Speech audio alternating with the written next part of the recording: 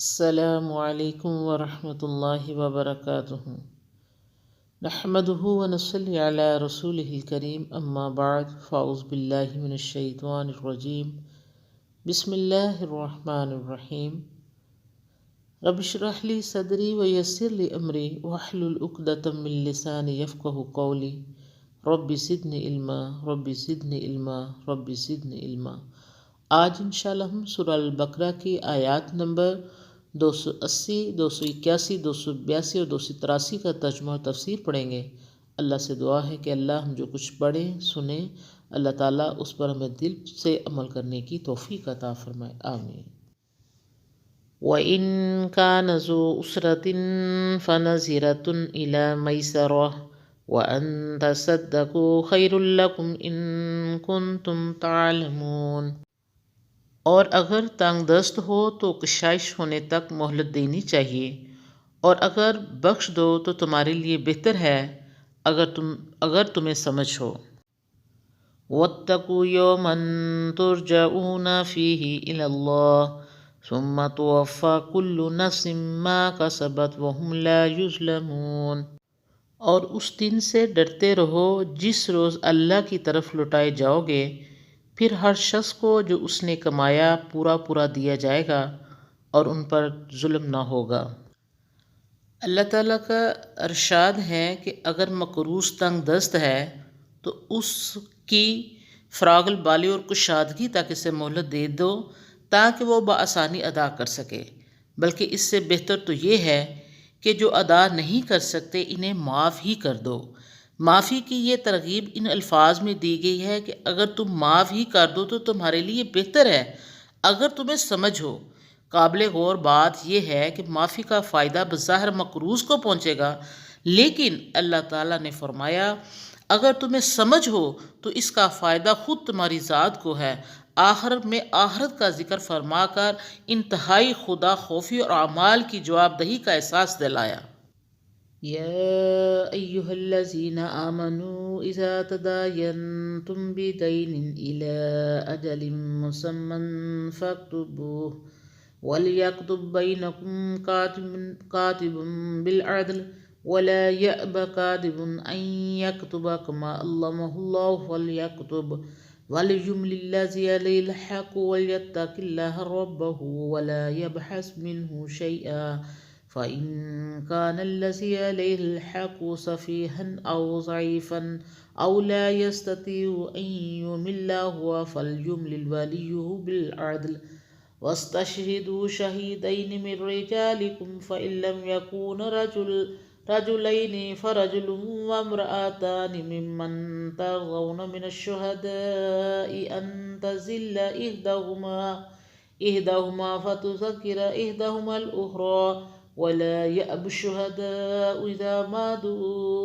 ولا تسأموا أن تكتموه صغيرا أو كبيرا إلى أجله ذلكم أقسط عند الله وأقوم للشهادة وأدنى ألا ترتبوا إلا أن تكون تجارة خاسرة تديرونها بينكم فليس عليكم جناح ألا تكتبوها وأشهدوا إذا تبايعتم ولا يضار كاتب ولا شهيد وإن تفعلوا فإنه فسوق بكم واتقوا الله ويعلمكم الله والله بكل شيء عليم۔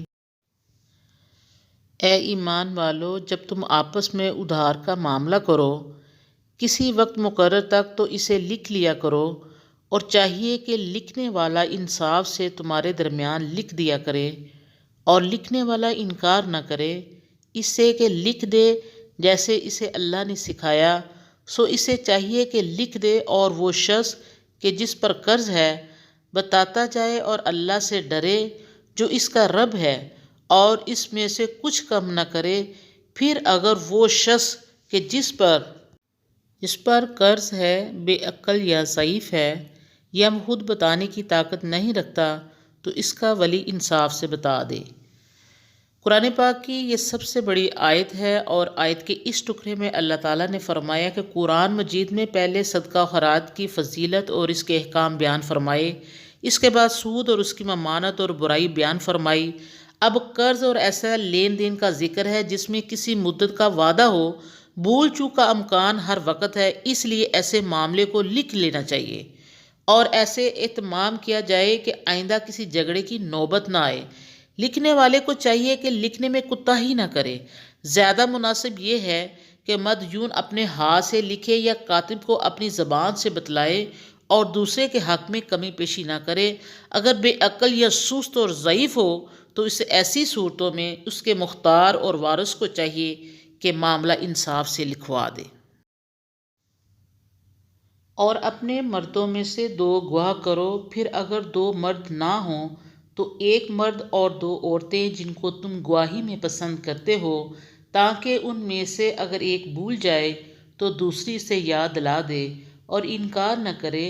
گواہ جب وہ بلائے جائیں اور ان کے لکھنے سے کاہلی نہ کرو، خواہ معاملہ چھوٹا ہو یا بڑا، اس کی میعاد تک۔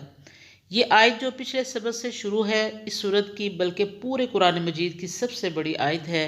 اس میں لین دین کے اندر لکھت پڑھت کرنے، گواہی دینے اور رہن وغیرہ کی تفصیلی احکام موجود ہیں۔ آیت کے ابتدائی حصے میں یہ ذکر تھا کہ ادھار کو ضرور تحریر میں لے آیا کرو، اگر خود نہ لکھ سکو تو کسی سے لکھوا لو، خود نہ لکھ سکو تو وارث کا فرض ہے کہ وہ لکھوا دے۔ اب یہ ارشاد ہے کہ لکھت پڑھت کے علاوہ 2 گواہ بھی کر لیا کرو، اگر 2 مرد موجود نہ ہوں تو 1 مرد اور 2 عورتیں گواہ ٹھہرا لیو، تاکہ ایک بھول جائے تو دوسری عورت اسے یاد دلا دے۔ ساتھ ہی گواہوں کا حکم ہوا کہ وہ گواہی کے لیے بلانے پر پس پیش نہ کیا کریں کہ یہ گناہ ہوگا۔ معاملات کو تحریر میں لانے کے بارے میں مقرریہ تاکید کی گئی ہے کہ سودا تھوڑا ہو یا زیادہ، قرض چھوٹا ہو یا باری، لکھنے میں سستی نہ کرو، اور حقیقت بھی یہی ہے کہ معاملات کی درستگی اور انصاف کے تقاضے اس کے بغیر پورے نہیں ہو سکتے۔ اس میں اللہ کے نزدیک ہے پورا انصاف اور گواہی کو بہت درست رکھنے والا، اور نزدیک ہے کہ شبہ میں نہ پڑو، مگر یہ کہ سودا ہو ہاتھوں ہاتھ، آپس میں اسے دیتے لیتے رہو تو تم پر کچھ گناہ نہیں۔ اگر اسے نہ لکھو اور جب تم سودا کرو تو گواہ کر لیا کرو، اور نہ لکھنے والا نقصان کرے اور نہ گواہ، اور اگر ایسا کرو گے تو یہ تمہارے اندر گناہ کی بات ہے، اور اللہ سے ڈرتے رہو، اور اللہ تمہیں سکھلاتا ہے، اور اللہ ہر چیز کو جانتا ہے۔ یہ آیت گزشتہ 2 سبق سے مسلسل چلی آ رہی ہے اور لین دین کو تحریر میں لے آنے اور گواہ بنا لینے کے بارے میں ہدایات جاری ہیں۔ اس آخری حصے میں یہ ارشاد ہوا ہے کہ لکھت پڑھت کر لینے میں شک و شبہ اور مغالطہ نہیں پیدا ہوگا، البتہ 10 بدس سودے میں اس کی ضرورت نہیں۔ اسی طرح گواہوں پر اور کاتب پر لازم ہے کہ وہ بھی انصاف سے کام لے، نقصان پہنچانے کی کوشش نہ کرے، وگرنہ وہ گناہ گار ہوگا۔ وَإِن كُنتُمْ عَلَى سَفَرٍ وَلَمْ تَجِدُوا كَاتِبًا فَرِهَانٌ مَقْبُوضَةٌ فَإِنْ أَمِنَ بَعْضُكُمْ بَعْضًا فَلْيُؤَدِّ الَّذِي اؤْتُمِنَ أَمَانَتَهُ وَلْيَتَّقِ اللَّهَ رَبَّهُ وَلَا تَكْتُمُوا الشَّهَادَةَ وَمَنْ يَكْتُمْهَا فَإِنَّهُ آثِمٌ قَلْبُهُ وَاللَّهُ بِمَا تَعْمَلُونَ عَلِيمٌ۔ اور اگر تم سفر میں ہو اور کوئی لکھنے والا نہ پاؤ تو گرد ہاتھ میں رکھنی چاہیے۔ پھر اگر ایک دوسرے کا اعتبار کرے تو چاہیے کہ جس شخص پر اعتبار کیا گیا ہے اپنی امانت کو پورا ادا کرے اور اللہ سے ڈرتا رہے جو اس کا رب ہے، اور گواہی کو نہ چھپاؤ، اور جو شخص اسے چھپائے گا تو بے شک اس کا دل گناہ گار ہے، اور تم جو کچھ کرتے ہو اللہ جانتا ہے۔ اس آیت میں کتابت و شہادت کے سلسلے کی آخری ہدایت دی گئی ہے۔ ارشاد ہوتا ہے کہ اگر تم سفر کی حالت میں ہو، خود لکھنا پڑھنا نہیں جانتے اور کوئی دوسرا کاتب بھی میسر نہیں، تو اس صورت میں کچھ رہن رکھ دو، اور جس کے پاس امانت رہن رکھا جائے وہ امانت کو دیانتداری کے ساتھ واپس ادا کر دے۔ اس کے علاوہ ایک بار پھر تاکید کی گئی کہ گواہی ہرگز نہ چھپاؤ، ورنہ تم گناہ گار ٹھہرو گے، اللہ تعالیٰ تمہارے ہر عمل سے باخبر ہے۔ اس بارے میں یہ بات خاص طور پر یاد رکھنی چاہیے کہ رہن شدہ چیز سے فائدہ اٹھانا ممنوع ہے۔ اگر قرض خواہ مرہون شے سے نفع حاصل کرے تو یہ سود کے برابر ہوگا اور شریعت اس کی اجازت نہیں دیتی۔ رہن صرف امانت کی حد تک رکھا جا سکتا ہے، نفع حاصل کرنے کے لیے نہیں۔ آخر میں ان 4 آیات کے جو اہم پوائنٹ ہیں ہم وہ بیان کرتے ہیں کہ آیت نمبر 280 اور 281 میں اللہ تعالیٰ نے تنگ دست رعیت کے بارے میں حکم دیا کہ اگر وہ مقروض غریب ہے تو اسے اتنا ہی مہلت دو کہ وہ آپ کو بآسانی لوٹا سکے۔ اگر وہ زیادہ تنگ دست ہے تو تم اسے معاف کر دو۔ تو بظاہرہ تو فائدہ معاف کرنے والے کو ہی ہوگا، لیکن اللہ تعالیٰ فرماتے ہیں کہ اس میں تمہاری ہی بہتری ہے، دنیا میں بھی اس کا اجر ملے گا اور آخرت میں بھی ملے گا۔ اس میں تمہاری بھی بہتری ہے اور اس کی بھی بہتری ہے، اور اگر تم اسے معاف کر دو تو اللہ درگزر کرنے والوں کو پسند کرتا ہے۔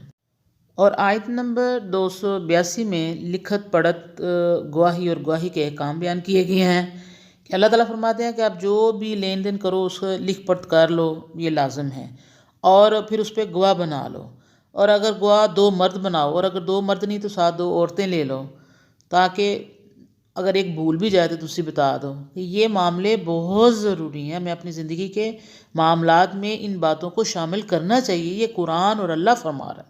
اور آیت نمبر 283 میں اللہ تعالیٰ نے فرمایا کہ اگر آپ کے پاس کوئی رہن یعنی کوئی بطور امانت کوئی چیز رکھتا ہے تو اس کو آپ امانت کے طور پر ہی رکھو، اس چیز کا آگے استعمال کر کے تو اس سے تم یعنی کما نہیں سکتے، یہ سود ہوگا۔ اگر آپ کے پاس کوئی چیز امانت رکھتا ہے تو آپ آگے اس کے ساتھ کاروبار کرنے لگ جاتے ہیں اور اس سے فائدہ اٹھانے لگ جاتے ہیں، تو یہ اسلام میں ممنوع ہے۔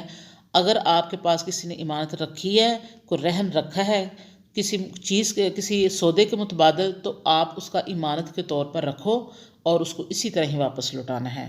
اللہ سے دعا ہے کہ اللہ ہم نے جو کچھ پڑھا سنا اس میں جو کوئی غلطی کوتاہی ہوئی ہے اللہ ہمیں اپنی رحمت سے معاف فرما دے۔ وآخر دعوانا ان الحمد للہ رب العالمین۔ آخر میں التجا ہے کہ ہمارے چینل کو سبسکرائب کیجئے تاکہ اس صدقہ جاریہ میں آپ بھی ہمارے ساتھ شامل ہو جائیں۔ وآخر دعوانا ان